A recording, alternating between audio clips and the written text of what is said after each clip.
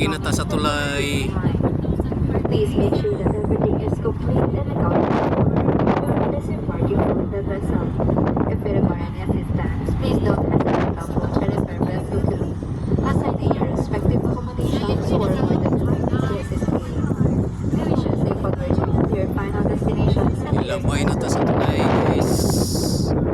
Thank you very much for choosing to go travel, and we look forward to seeing you again on your future journey.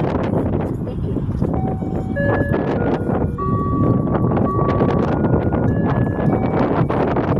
Magandang umaga po sa ating mga minamahal na pasahero.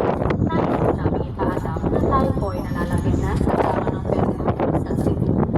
Pinapasalamatan namin ang lahat na umaakit sa isulit po. Kung ito po siya gawin yung mga nalalalang tungkol natin. Amin lamang po siguraduhin na walang anumang bagay na inyong makakalimutan o maiwanan sa inyong pagbabago po. Sa mga nagnanais naman ng tulong, huwag mong magpapili lumapit sa aming mga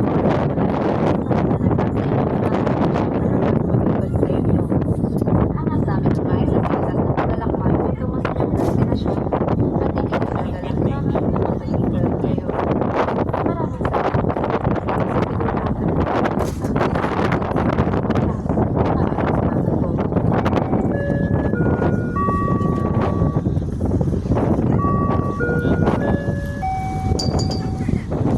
Good morning to all our valued guests. In a very short while, we will be arriving at the port of Airport in Cebu.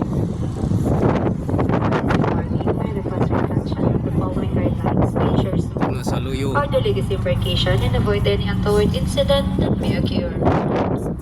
We are requesting your cooperation to give priority to parents with infants and children, pregnant women, senior citizens, and persons with disabilities. For guests that require any assistance, please don't hesitate to approach any of our staff who are more than happy to assist you. We are glad to be of service to you and looking forward to seeing you again on your next journey. Thank you for choosing to go travel, a part of your travel experience.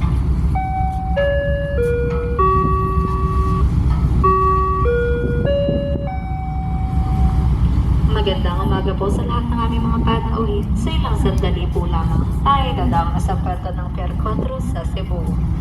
Bago bumaba ng barko, aming hinihiling ang inyong pansin sa mga sumusunod na litantunin upang matiyahang maayos na pagbaba at maiwasan ang anumang hindi inaasahang insidente ang maaaring mangyari. Hinihiling po namin ang inyong pakikipagtulungan na mabigyan ng prioridad ang mga magulang na may sanggol at bata, mga buntis, mga senior citizen at mga taong may kapansanan.